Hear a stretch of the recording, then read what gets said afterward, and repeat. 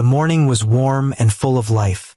The sun was shining brightly over the roofs of the houses, casting long shadows on the streets.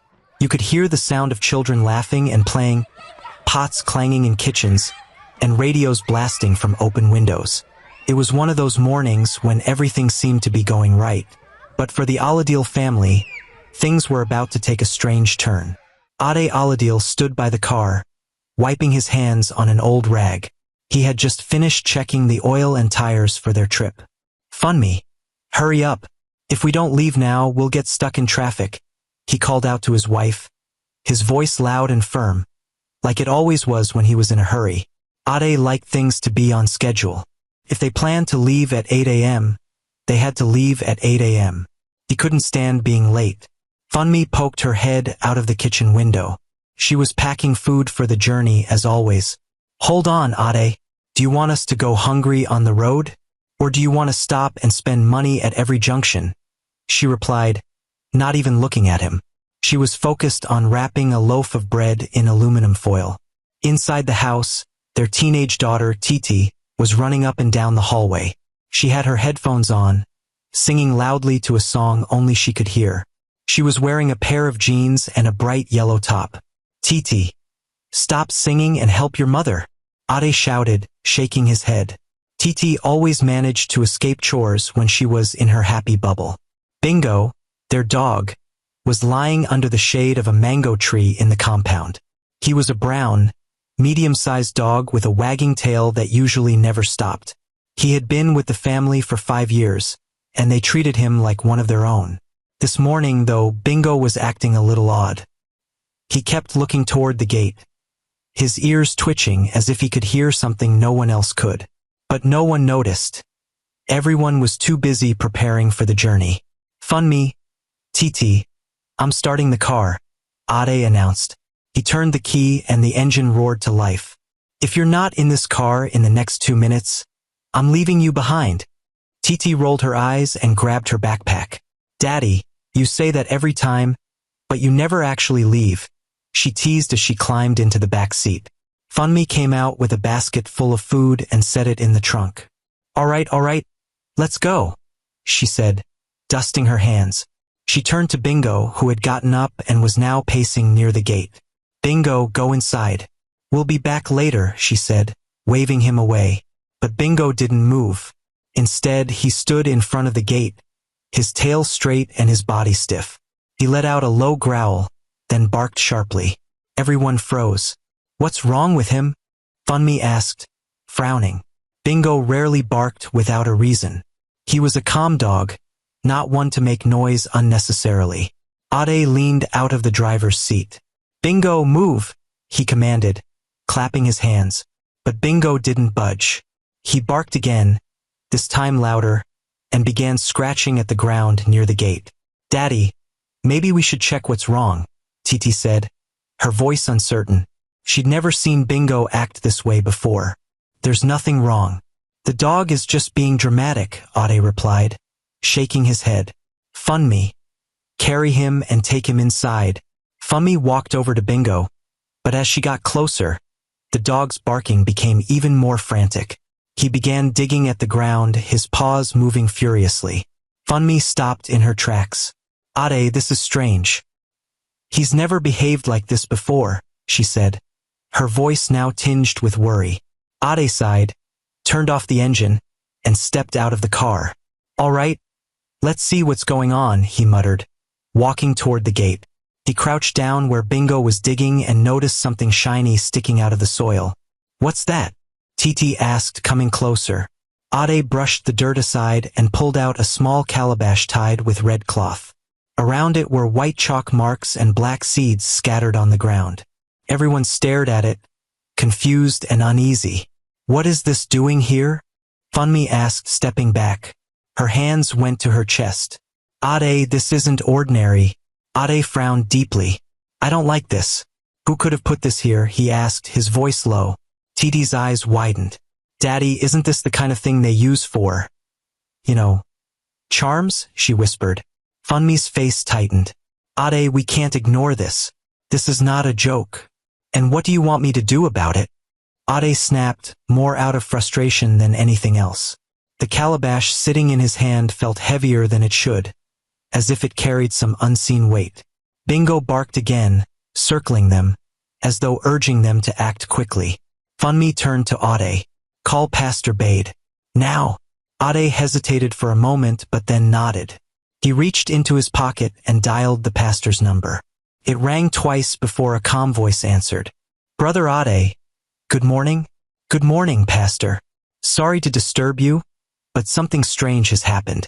We found something buried near our gate, and it looks like a charm, Ade explained, his voice shaky despite his efforts to stay calm. There was a pause on the other end of the line. Stay where you are. Don't touch it again. I'll be there shortly, Pastor Bade said firmly. Ade ended the call and looked at his wife and daughter. He's coming, he said simply. Funmi nodded and pulled Titi close. Bingo sat down by the gate, still on high alert. The sound of the neighborhood carried on around them, but inside the compound, everything felt still and heavy, as if time itself had slowed. They didn't know who had buried the charm or why, but one thing was clear. Their trip was not starting anytime soon. The wait for Pastor Bade felt like it stretched forever. Funmi paced back and forth near the car, her arms folded tightly across her chest. Titi sat on the edge of the porch, hugging her knees, while Ade stood by the gate, staring at the small calabash on the ground like it might jump up and attack them. Bingo stayed close, his body tense, as though he could sense that something wasn't right. What if Pastor Bade doesn't come on time? Titi asked, her voice breaking the silence. What if it's already working?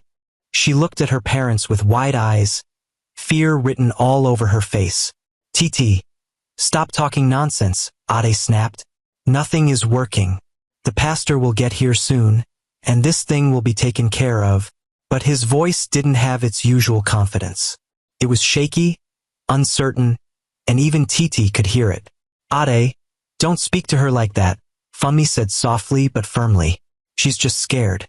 We're all scared. Ade sighed and rubbed his temples. I'm sorry, he muttered, though he didn't look at Titi. His eyes stayed on the gate, and his hand stayed close to the phone in his pocket. Just then, the sound of a car pulling up outside broke the tension. Bingo barked once, then ran to the gate, wagging his tail. It's Pastor Bade, Funmi said, relief washing over her face. She hurried to open the gate. Pastor Bade stepped out of his car, dressed in a simple white shirt and black trousers. He carried a small black bag and walked quickly, his face serious. Behind him was a younger man, his assistant, who held a Bible and a small bottle of what looked like oil. Good morning, Pastor Bade said, nodding at everyone. Where is it? Ade pointed at the calabash on the ground. It's there. We found it buried near the gate. Pastor Bade crouched down and examined it without touching it. The assistant stood beside him, murmuring prayers under his breath. The air felt heavier, like the whole compound was holding its breath. This is not ordinary, Pastor Bade said after a moment. He straightened up and looked at Ade and Funmi. This was put here with bad intentions. Someone doesn't want you to leave this house safely. Funmi gasped and put her hand over her mouth. What do we do, Pastor? How do we stop it? First, we must pray, Pastor Bade said. Then we will destroy it. But I need to know. Have you noticed anything strange recently? Any arguments? Any jealousy? Someone who might want to harm your family? Funmi glanced at Ade, then hesitated. Well, there's Mama Ibeji, she said slowly. She's been acting strange. Ever since I got promoted at work, she's been distant. And last week, she gave me this look, like she was angry. But I didn't think anything of it. Ade's face hardened. Mama Ibeji? She's always complaining about something. She probably just has a bad attitude, nothing more. Pastor Bade raised a hand. Let's not jump to conclusions yet.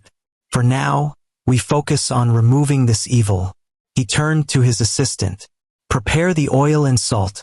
The assistant opened the small bag and took out a bottle of anointing oil, a small container of salt, and a handful of white chalk.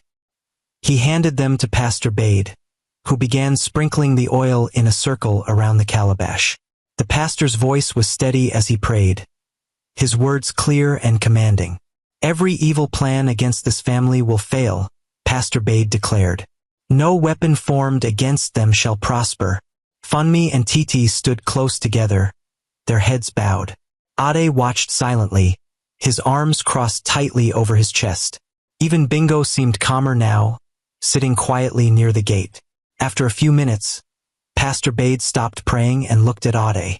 We will burn this calabash now, he said. It is the only way to break whatever power it holds. Ade nodded. Do whatever you need to do. The assistant gathered dry leaves and paper into a small pile and placed the calabash on top. He struck a match and set the pile on fire. The flames crackled and hissed, and as the calabash burned, a foul smell filled the air. Titi covered her nose. What's that smell? She asked, her voice muffled by her hand. It's the smell of the evil leaving, Pastor Bade said simply. He stepped back and waited until the fire burned out completely, leaving only ashes. When it was done, the pastor turned to the family. You are safe now, he said, but you must stay vigilant. Whoever did this may try again. Pray as a family every day, and ask God for protection. Funmi nodded quickly. We will, Pastor. Thank you so much. Yes, thank you, Ade added, though his voice was still tense. He looked at the ashes on the ground, then at Bingo, who was wagging his tail again. I don't know what would have happened if Bingo hadn't stopped us, Pastor Bade smiled. Dogs have instincts that we don't understand. God used him to protect your family today. Titi knelt beside Bingo and hugged him tightly. You're a hero, Bingo, she said softly. The dog licked her face, and for the first time that morning, Titi laughed. It was a small sound, but it lightened the mood. As Pastor Bade prepared to leave, Funmi walked him to the gate.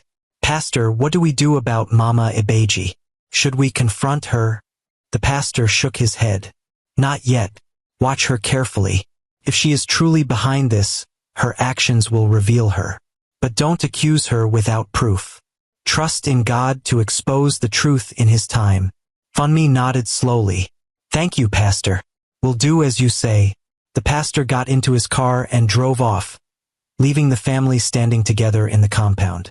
The air felt lighter now, but there was still an uneasiness in their hearts.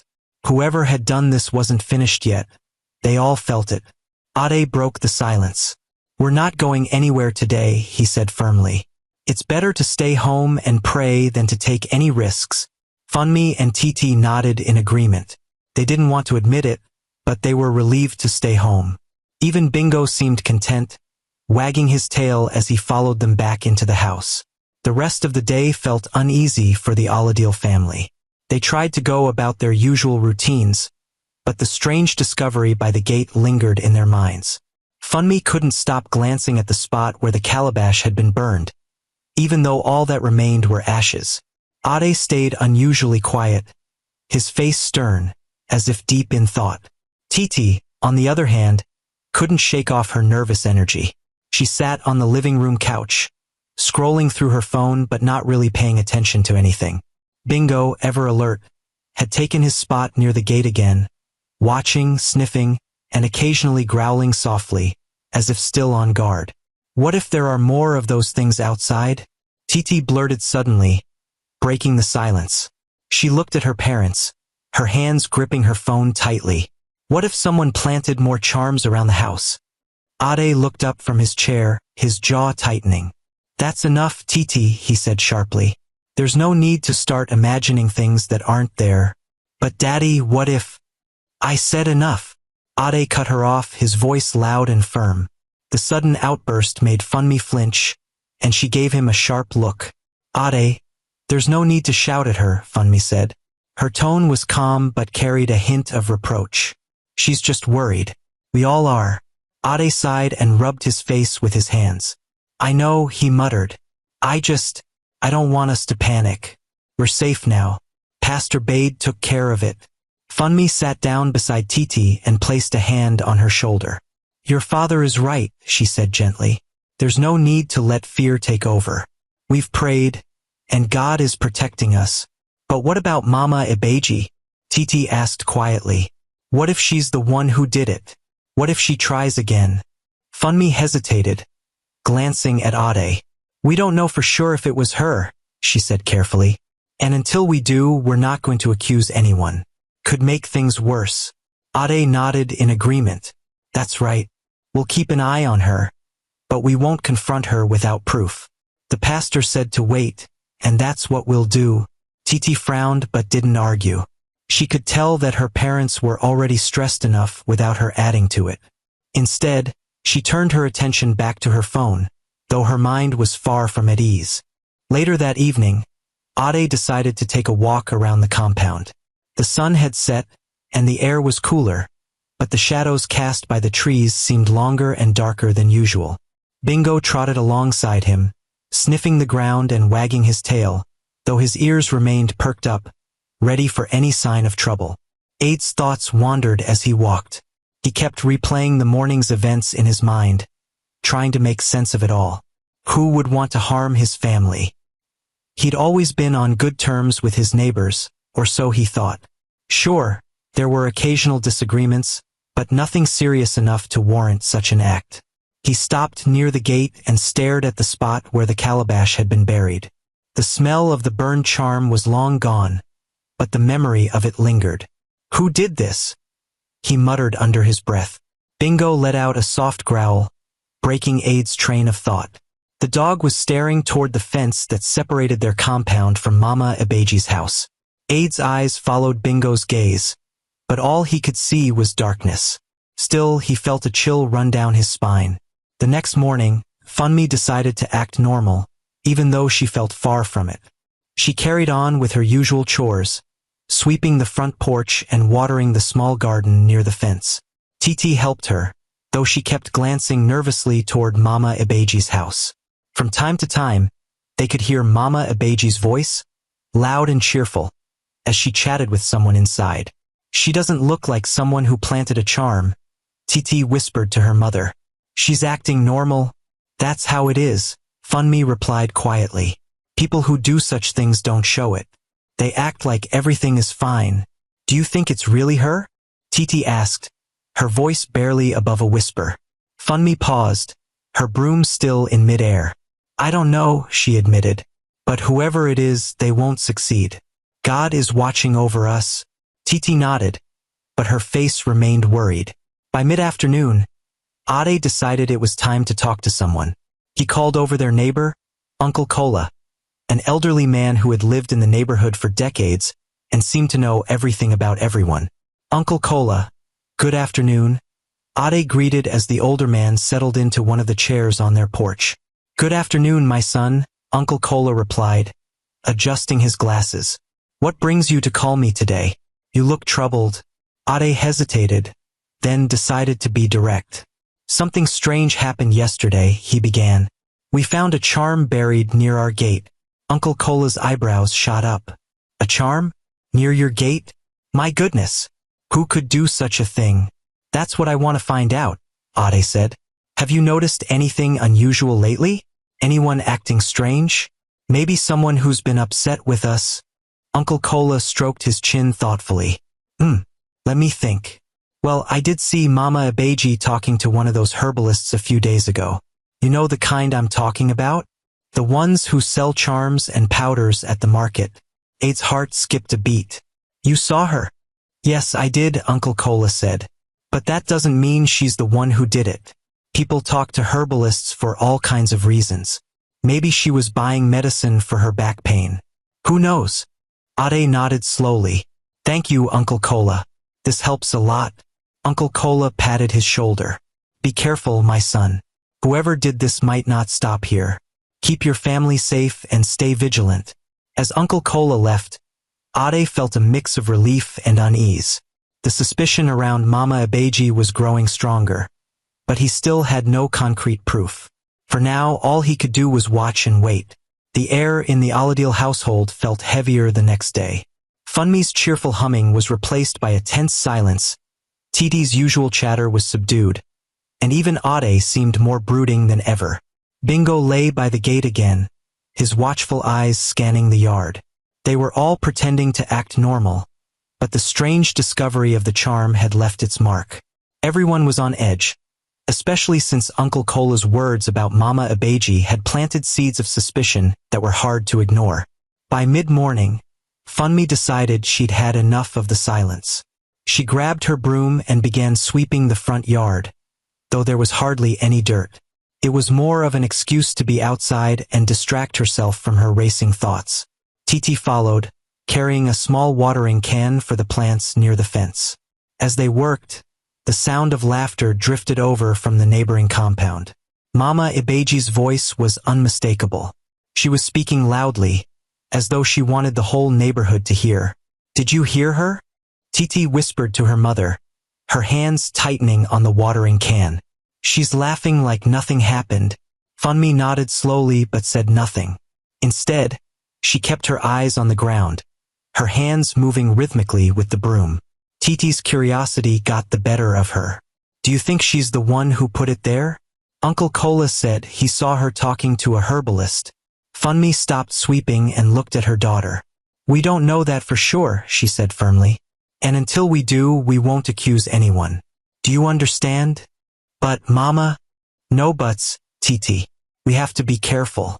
Pastor Bade said to wait, and that's what we'll do. Now go and water those plants properly," Funmi said, ending the conversation. Titi sighed but did as she was told, though her mind was far from gardening. She glanced at the fence once more, hoping to catch a glimpse of Mama Abeji, but the woman's compound was quiet now. Inside the house, Ade was pacing back and forth in the living room. His phone was in his hand, but he hadn't dialed any numbers yet. He wanted to do something, anything, to get to the bottom of this. But what could he do without proof?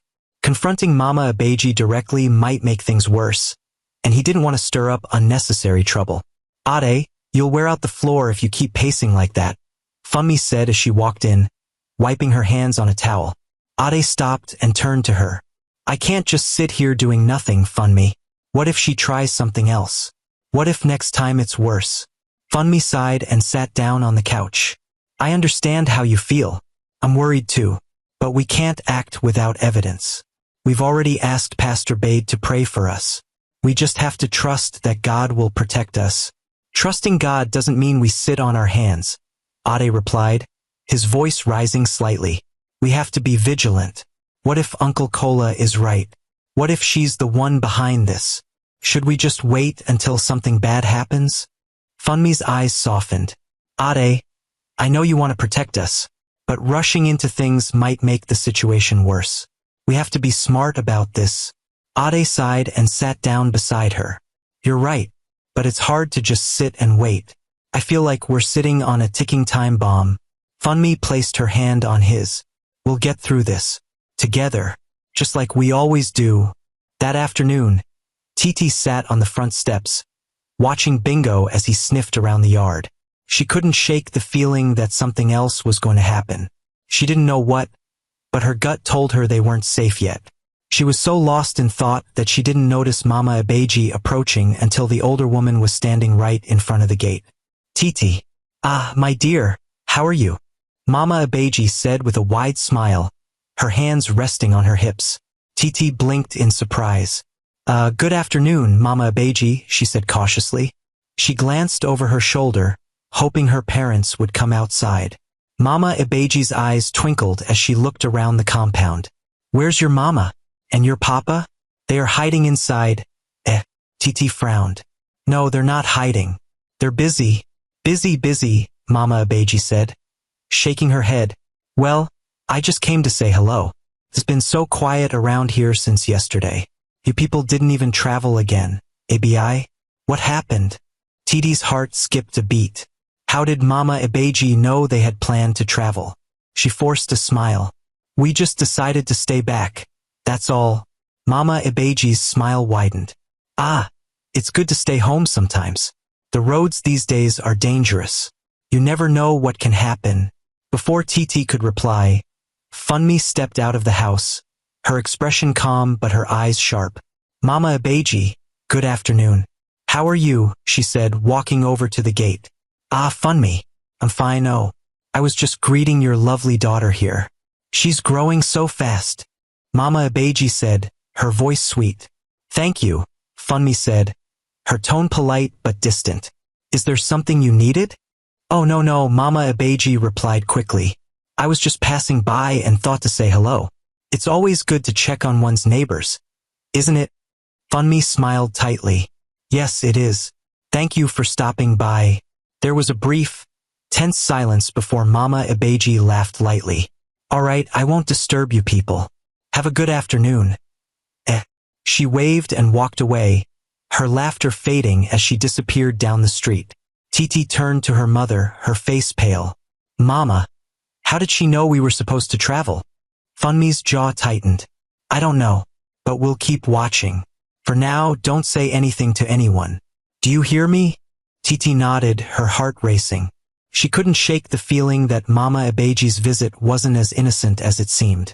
That evening, Ade, Funmi, and Titi sat together in the living room, discussing everything that had happened. Ade's face was grim as he listened to Funmi recount Mama Abeji's visit. She's watching us, Funmi said. She knew we planned to travel, and now she's pretending to be concerned. It's too much of a coincidence. Maybe she's trying to see if we suspect her, Titi added. She looked so happy when she was talking to me, like she was hiding something. Ade clenched his fists. We can't let her think she's winning. We'll act normal, but we'll be careful. No one leaves the house alone and we stay alert. Agreed. Funmi and Titi nodded. They didn't need to be told twice. Whatever was happening, they knew they had to stick together to face it. The night felt unusually still, as though the air itself was holding its breath. The Aladil family sat together in the living room, each of them lost in their thoughts.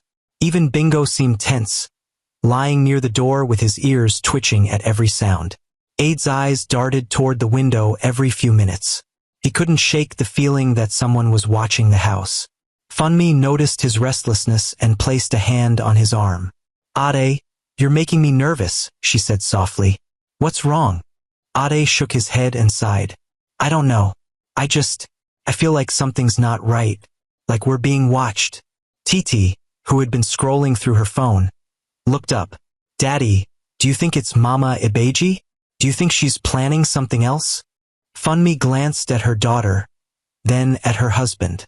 Let's not jump to conclusions, she said, though her voice lacked conviction. We don't know anything for sure. Could be nothing. Ade rubbed his temples. It doesn't feel like nothing.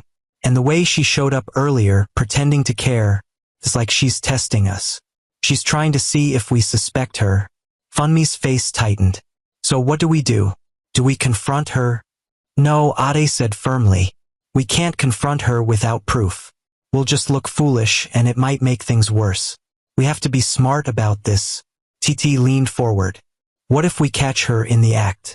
Like, what if we set up a trap or something? Then we'll have proof. Ade looked at his daughter, surprised by the suggestion. A trap? And how exactly do you think we'll do that? Titi shrugged. I don't know. Maybe we can watch the gate at night or put something there to see if she comes back.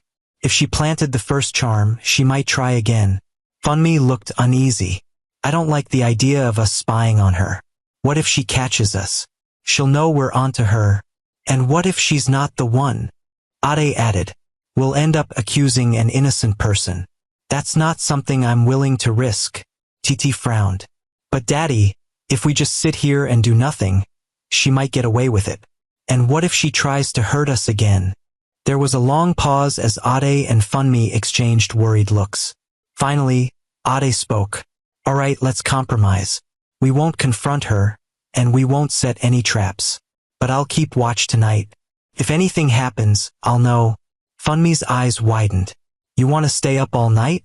Ade, that's not necessary. We need to trust that we're protected. Ade shook his head. I can't just go to bed like nothing's wrong. If something happens and I'm asleep, how will I protect my family? No, I'll stay up. Funmi sighed but didn't argue further. She knew her husband well enough to know he wouldn't change his mind once he'd made a decision.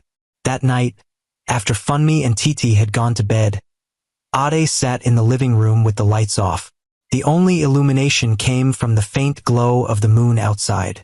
Bingo lay at his feet, alert and ready. Ade's eyes were fixed on the gate, his ears straining to catch any unusual sounds. The hours passed slowly. Every creak of the house, every rustle of the trees outside made Ade's heart race. He felt a mix of fear and determination.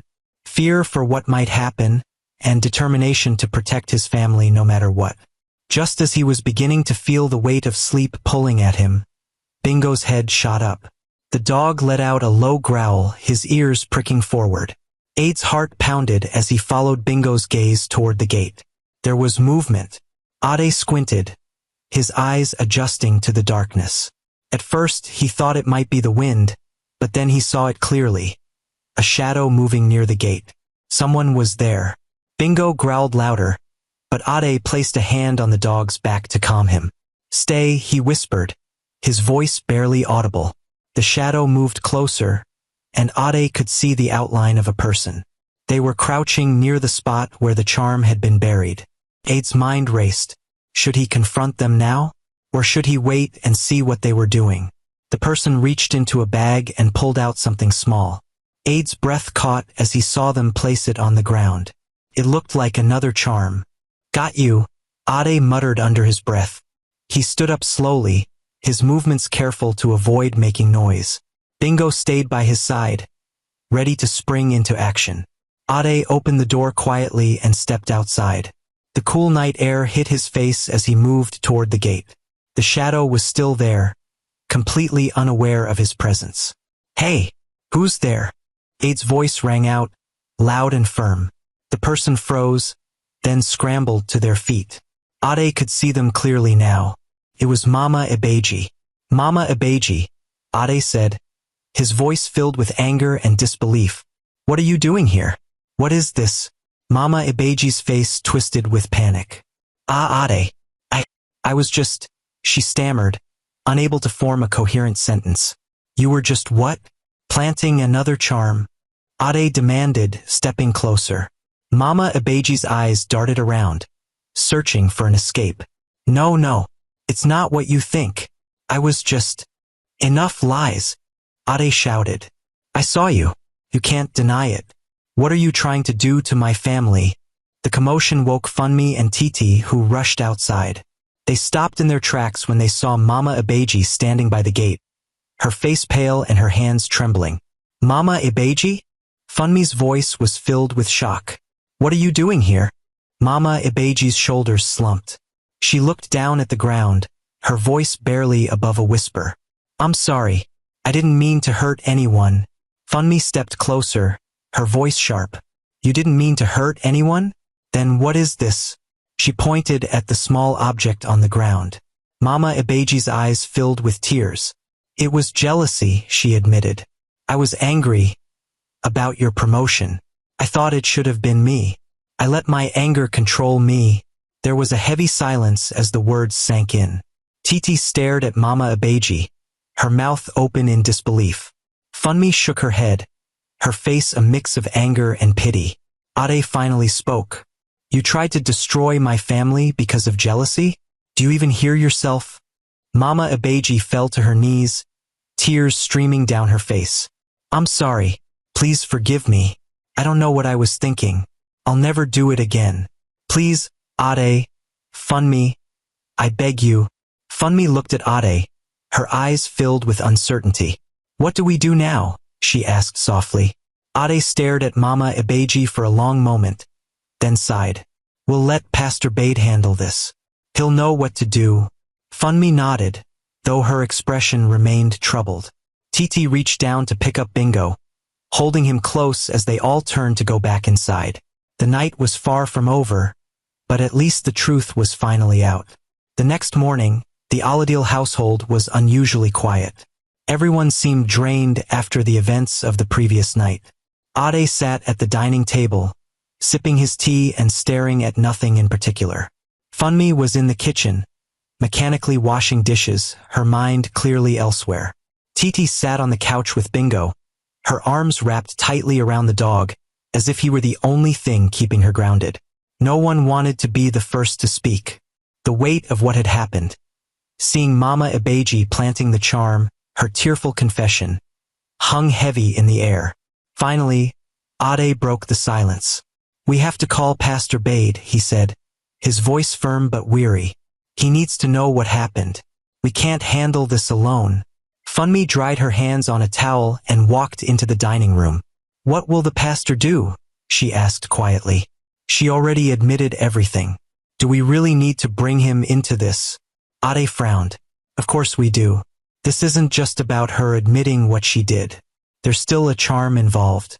We need him to help us deal with it properly. What if she's done more than she's admitted to? Funmi hesitated, then nodded. You're right. Call him. Titi looked up from the couch. Are we going to tell the neighbors? They should know what she did. No, Ade said quickly. Not yet. Let's handle this privately first. We don't want to start a bigger problem in the neighborhood. Titi's brow furrowed. But, Daddy, what if she tries this with someone else? Shouldn't they be warned? Funmi walked over and sat next to her daughter. Titi, we need to be careful. Accusing someone publicly without proof can cause more harm than good. Let's wait and see what Pastor Bade advises. Titi sighed but didn't argue further. She leaned her head against Bingo, who licked her face in an attempt to comfort her. Later that afternoon, Pastor Bade arrived. He walked into the house with a calm but serious expression, carrying his Bible and a small bottle of anointing oil. His assistant followed closely behind, carrying a bundle of white cloth and a container of salt. Good afternoon, Pastor, Ade greeted, shaking his hand. Thank you for coming on such short notice. It's no problem, Brother Ade, Pastor Bade replied. I'm glad you called me. Tell me everything that happened. Ade took a deep breath and explained everything. The strange events leading up to the discovery of the first charm, Mama Abeji's suspicious behavior, and finally catching her red-handed the night before. Funmi and Titi added their own observations, filling in the details. Pastor Bade listened intently, nodding occasionally.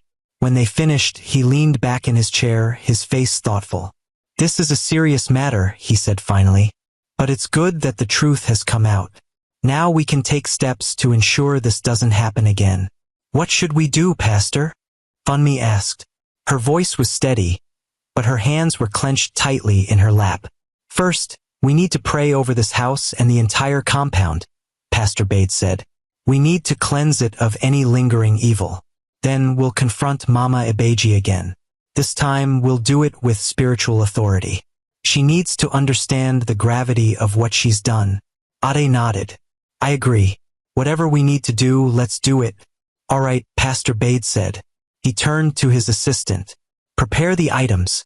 The assistant set to work immediately, laying out the white cloth, salt, and oil on the dining table. Pastor Bade opened his Bible and began reading aloud, his voice strong and steady. The words of the scripture filled the room, and a sense of calm began to replace the tension that had lingered since the previous night. After the prayers, they made their way to Mama Abeji's house. Pastor Bade led the way, flanked by Ade and Funmi. Titi stayed behind with Bingo, though she watched anxiously from the window. When they arrived, Mama Abeji opened the door, her face pale and drawn. She looked like she hadn't slept. Her eyes darted nervously between the pastor and the Aladil family. Good afternoon, Mama Abeji, Pastor Bade said, his voice calm but firm. We need to talk. Mama Abeji stepped aside, letting them in. Her hands trembled as she gestured for them to sit, but no one took a seat. Mama Abeji, Pastor Bade began, you know why we're here. Last night you were caught placing another charm near the Aladil's gate. You admitted to doing it out of jealousy. Do you have anything else to say? Tears welled up in Mama Abeji's eyes. Pastor, I've already said I'm sorry, she whispered. I made a mistake. I wasn't thinking clearly. A mistake? Ade's voice was sharp. You call trying to harm my family a mistake? Do you even understand what you've done? Brother Ade, Pastor Bade said gently, placing a hand on his arm. He turned back to Mama Abeji. This is not just about saying sorry, Mama Abeji. What you did was dangerous and could have had serious consequences. Do you realize that? Mama Abeji nodded quickly. Yes, Pastor. I realize it now. I'll never do anything like this again. Please, I beg you. Forgive me. Pastor Bade's eyes softened, but his tone remained firm. Forgiveness is important, but so is accountability. You need to make things right. Are there any other charms you've placed? Anywhere else in the neighborhood? Mama Ibeji hesitated, then shook her head. No, Pastor. Only the ones near their gate. I swear. You must destroy any materials you used for this, Pastor Bade said. And you will need to apologize to the Aladil family in front of the entire neighborhood. They deserve that much. Mama Ibeji's eyes widened. The whole neighborhood? She repeated, her voice trembling. Yes, Pastor Bade said. What you did didn't just affect them. It brought a spirit of fear and distrust to this community. Everyone needs to hear the truth so healing can begin. Mama Ibeji looked down, tears streaming down her face. I'll do it, she said quietly. Whatever you say, Pastor. I'll do it. That evening, Pastor Bade called a meeting of the neighborhood. People gathered in the Aladil's compound, curious about the sudden announcement. Whispers filled the air as neighbors speculated about what was going on. When everyone had arrived, Pastor Bade stepped forward. He spoke calmly but with authority, explaining the situation without pointing fingers until it was time for Mama Ibeji to speak. With trembling hands, Mama Ibeji stepped forward and confessed everything. She admitted to planting the charms and explained her reasons, though her voice was thick with shame. She begged the community for forgiveness, her tears falling freely. The neighbors were shocked, but as Pastor Bade led them in prayers of forgiveness and unity, the tension began to ease. By the end of the evening, there was a sense of peace, though it was clear that Mama Ibeji had a long road ahead to regain the trust of those around her. Back in their home, the Aladil family sat together, feeling lighter than they had in days. Ade looked at his wife and daughter and smiled for the first time in what felt like forever. It's over, he said. We can finally move on. Funmi nodded. Yes, and now we know the truth. That's what matters. Titi hugged Bingo tightly. You're our hero, she whispered to the dog. Bingo wagged his tail, happy to finally have his family smiling again. Though the journey had been difficult, the Aladil family knew they had come out stronger. And with their faith, love and loyalty, and Bingo by their side, they were ready to face whatever came next. The morning after the neighborhood meeting, the Aladil family woke up to a quiet but calm atmosphere. For the first time in days, there was no heavy tension hanging over their home. Ade stretched as he got out of bed, feeling a rare sense of relief. Funmi was already in the kitchen, humming softly to herself as she prepared breakfast. The sound was comforting. Titi sat on the porch with Bingo, brushing his fur and talking to him like he could understand every word. You're the best dog in the world, Bingo, she said with a smile. If it weren't for you, who knows what could have happened to us? Bingo wagged his tail in response, his tongue hanging out happily. Ade joined them on the porch, carrying a cup of tea. He watched his daughter and the dog for a moment before speaking. Titi, you've really become attached to Bingo these past few days, haven't you? Titi nodded eagerly.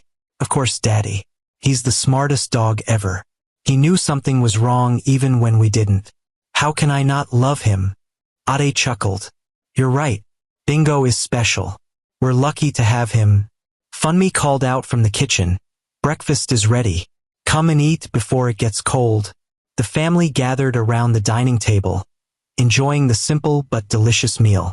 The conversation was light, focusing on their plans for the day. For once, no one mentioned Mama Ibeji or the charms. It felt good to move forward, even if the memories of the past week still lingered. Later that afternoon, Ade decided to take a walk around the neighborhood. He hadn't had the chance to speak to some of the neighbors since the meeting, and he wanted to gauge their thoughts on what had happened. Bingo, as usual, trotted along beside him, his tail wagging as he sniffed the ground. The first person Ade met was Uncle Kola, who was sitting outside his house, fanning himself with an old newspaper. Ah, Ade, Uncle Kola greeted warmly. How are you and your family doing today? Ade smiled and shook his hand. We're doing much better, Uncle. Thanks to Pastor Bade. Things feel a lot calmer now. Uncle Kola nodded. That pastor is a good man. He handled everything with wisdom. And you too, Ade. It's not easy to stay calm in a situation like that. You did well. Thank you, Uncle, Ade said. He hesitated for a moment, then added, what do you think about Mama Ibeji? Do you think she'll really change? Uncle Kola's expression turned thoughtful. It's hard to say. People can change, but it takes time. What she did was wrong, no doubt about it. But if she's truly sorry, maybe she'll learn from this. Only time will tell. Ade nodded slowly. I hope so. For her sake and for the neighborhood.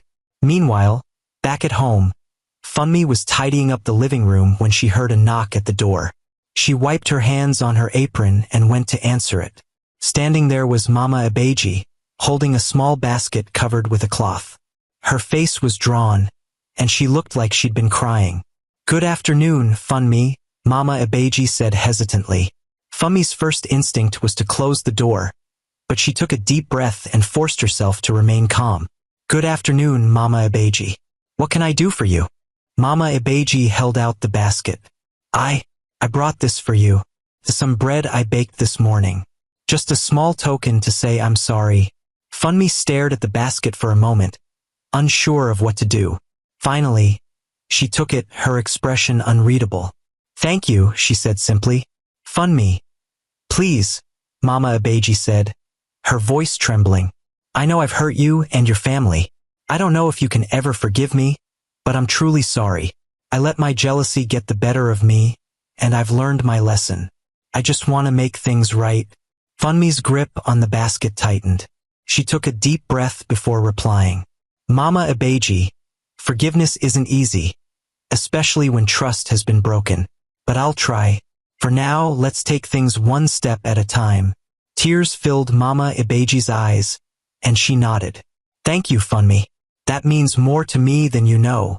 When Ade returned home, Funmi told him about Mama Ibeji's visit. He listened quietly, his face unreadable. She's trying to make amends, Funmi said. I don't know if it's enough, but at least she's trying. Ade nodded slowly. It's a start. But like Uncle Kola said, only time will tell if she's truly changed. Titi, who had been eavesdropping from the hallway, stepped into the room. Do you think we'll ever trust her again? She asked. Ade looked at his daughter, then at Funmi. Trust takes time to rebuild, Titi. But forgiveness is the first step. We'll take it one day at a time. Titi nodded, her expression thoughtful. I hope she really means it. I don't want anything like this to happen again. Neither do I, Ade said, placing a hand on her shoulder. But we'll be okay. We're stronger now as a family. And with Bingo watching over us, we'll be just fine. Bingo wagged his tail as if he understood, bringing a small smile to everyone's faces. The Aladil family had been through a storm, but they were finally starting to see the sun again. The Aladil family was finally settling back into their normal routine, but the events of the past week still lingered in their minds. Each day brought small reminders of how close they had come to danger, and how much they owed to Bingo. The once simple family dog was now seen as their protector, their silent guardian. One afternoon, as the family gathered in the living room, Pastor Bade arrived for a follow-up visit. Ade welcomed him warmly, gesturing for him to sit down. Pastor, it's good to see you again, Ade said, shaking his hand. Good to see you too, Brother Ade, Pastor Bade replied, settling into the armchair. How is the family? We're doing well, Funmi said, bringing a tray of drinks and snacks to the table. Things have been much calmer since the meeting. Pastor Bade nodded, his expression thoughtful. I'm glad to hear that. I wanted to check in and see how you're all holding up. Situations like this can leave emotional scars, even after the physical danger is gone. Titi, who had been sitting quietly on the couch, spoke up. Pastor, do you think Mama Ibeji will really change? I mean, she said she was sorry, but what if she tries something again? Pastor Bade leaned forward, his tone gentle but firm. Titi, forgiveness is a choice we make, even when we're not sure if someone deserves it. Mama Ibeji's actions were wrong, but she's taken the first step by admitting her mistake. Whether she changes or not is between her and God. What matters is that your family has chosen to forgive her and move forward. Titi nodded slowly, though she still looked unsure. It's just hard to trust her after everything that happened. That's understandable, Pastor Bade said. Trust takes time. But holding on to anger or fear will only hurt you, not her. Forgiveness doesn't mean forgetting what happened. It means letting go of the power it has over you. Ade exchanged a glance with Funmi, who nodded in agreement. Pastor is right, Ade said. We've made the choice to forgive, and we'll take things one step at a time. After Pastor Bade left, the family decided to spend the rest of the day together. Funmi suggested they take Bingo for a walk around the neighborhood, a small gesture to show their gratitude for his loyalty. Titi eagerly grabbed Bingo's leash, and the family set off down the street. As they walked, neighbors greeted them warmly. It was clear that the meeting had left an impression on the community. People were more open, more willing to engage with one another. Even Uncle Kola waved them over for a quick chat. Ah, the Aladil family, Uncle Kola called out, his voice full of cheer. Out for a walk, eh? And with the hero of the hour, Bingo, Titi beamed. Yes, Uncle. We're giving him some fresh air. He deserves it. Uncle Kola laughed. That dog is a blessing. You're lucky to have him. Not many animals would do what he did. Ade nodded. We know, Uncle. Bingo saved us in ways we'll never forget. Uncle Kola's expression grew serious. You know, this whole situation has taught us all a lesson. We need to be more mindful of how we treat one another. Jealousy and bitterness can lead to terrible things. But forgiveness and unity, that's what keeps a community strong. Funmi smiled. You're absolutely right, Uncle. We're all learning from this. As they continued their walk, they passed by Mama Abeji's house. She was sitting on her porch, peeling yams and looking lost in thought. When she noticed the Aladil family, she hesitated, then gave a small wave. Funmi stopped and waved back, nudging Ade to do the same. Titi looked uncertain but managed a polite nod. Mama Abeji's face softened, and she stood up, wiping her hands on her wrapper. Good afternoon, she said, her voice tentative. Good afternoon, Mama Abeji, Funmi replied, her tone kind but measured. There was a moment of awkward silence before Mama Abeji spoke again. Thank you for giving me another chance. I know I don't deserve it, but I'll do my best to make things right. Ade stepped forward, his expression serious but not unkind. We're all trying to move on, Mama Abeji. Let's leave the past where it belongs and focus on being better neighbors to each other. Mama Abeji nodded, tears glistening in her eyes. Thank you, Ade. Thank you, Funmi. And Titi, I'm sorry for what I put your family through. Titi hesitated, then said quietly, it's okay, Mama Abeji. Just don't do anything like that again. The older woman placed a hand on her chest. I promise. Never again. When the family returned home, the sun was beginning to set, casting a warm golden glow over the neighborhood. They sat on the porch together, watching Bingo chase after a butterfly in the yard. For the first time in days, laughter filled the air. Do you think things will ever go back to normal? Titi asked, leaning against her mother. Funmi smiled and kissed her daughter's forehead. Normal might look a little different now, but that's okay. We're stronger because of what we've been through. And as long as we stick together, we'll be just fine. Ade nodded in agreement. This is our fresh start. No more looking back. Only forward. Bingo trotted over and plopped down at Ade's feet, letting out a contented sigh. Titi reached down to scratch behind his ears, her smile growing wider. Bingo, you really are the best dog ever, she said softly. The Aladil family sat there until the last rays of sunlight disappeared, their hearts lighter than they'd been in a long time. It wasn't just the end of a difficult chapter. It was the beginning of a brighter, stronger future for them all.